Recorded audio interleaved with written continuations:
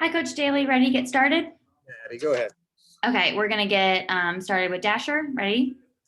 I am ready. Hey, Scott. Hey, Dash, how you doing? I'm hanging all right, man.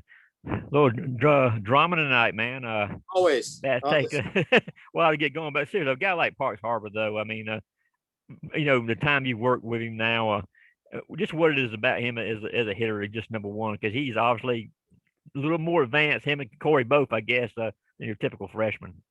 Yeah, and like I said before, both you can put Corey and Parks in the same boat. And obviously, one's right, one's left, but you don't find too many freshmen that have a feel for hitting and have that kind of power and can control the bat and handle a bunch of different pitches and be that tough in and out. And for me, I thought it was huge, to see him not have a bad day, but just not his best day up until that point, and still be able to. I think it's just so big in his growth to struggle a little bit during the game and still be up there, be able to put his best swing on it in that situation.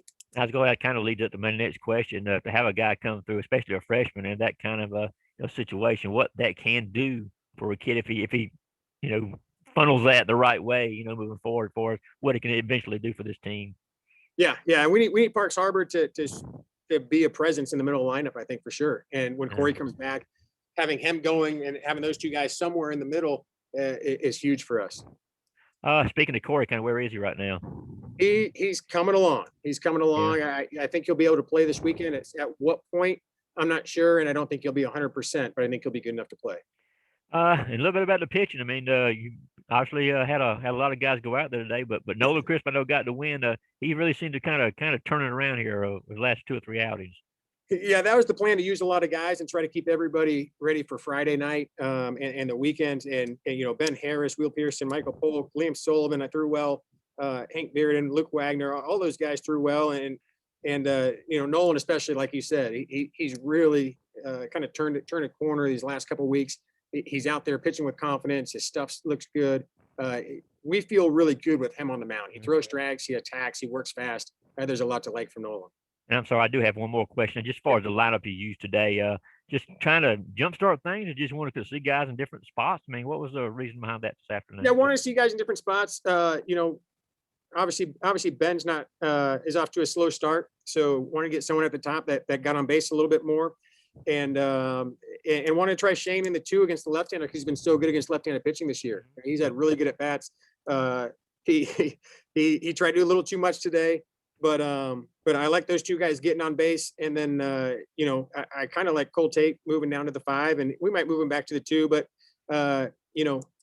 Cole's really good with guys on base. And he's really good driving guys in. So I want to give him more opportunities with guys on base to have big at-bats. All right, thanks, man. Thanks, Dash. Next, we're going to go to Jed May. Hey, Jed.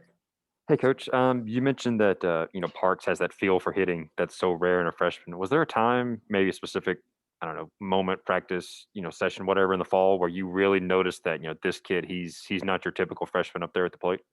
It's more the conversations we have. He likes to talk things through. And he sees some things that maybe young guys don't. And he's able to look for certain pitches. He has a feel for, hey, this guy's going to attack me this way. And he didn't always execute, as freshmen do, but a lot of the conversation was, hey, I was looking breaking ball right there. And I'm like, yeah, right on. That's the right idea.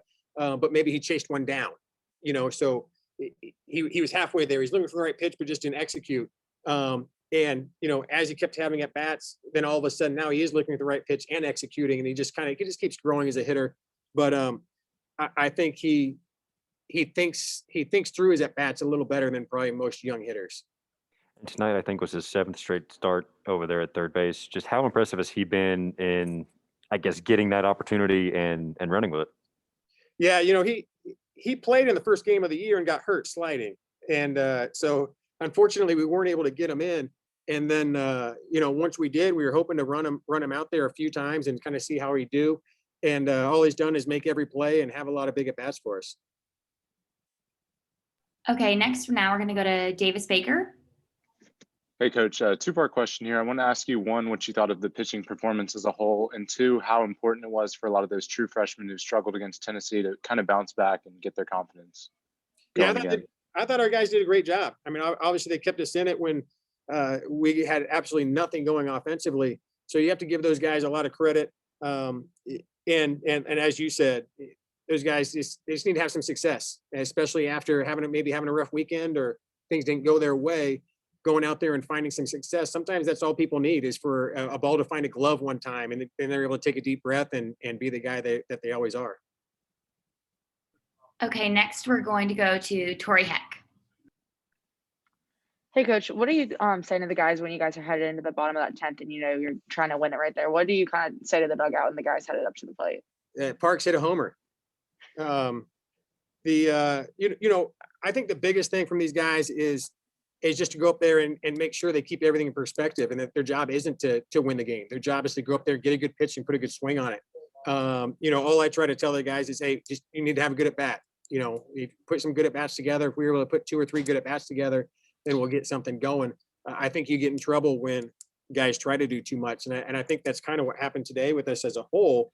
And you have to give Kennedy a lot of credit. He was doing a lot of things. He's using both sides of the plate and mixing pitches. But I think a lot of it was we fell behind again. You go a couple innings without scoring and guys start pressing. And, I think they want to be the ones that come through to help us turn it around and score some runs. And I think sometimes that ends up being, working against us and being a negative thing where they're trying too hard. Now you're swinging at bad pitches and being too aggressive and getting too big with your swing. And so what's the strategy to kind of keep everyone calm and keep them from swinging for the fences when they don't need to be?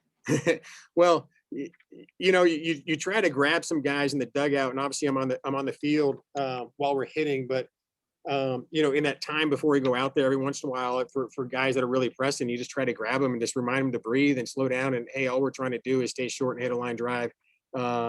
In reality, it comes down to them, and whether they're able to do that or not. And it's a lot easier said than done.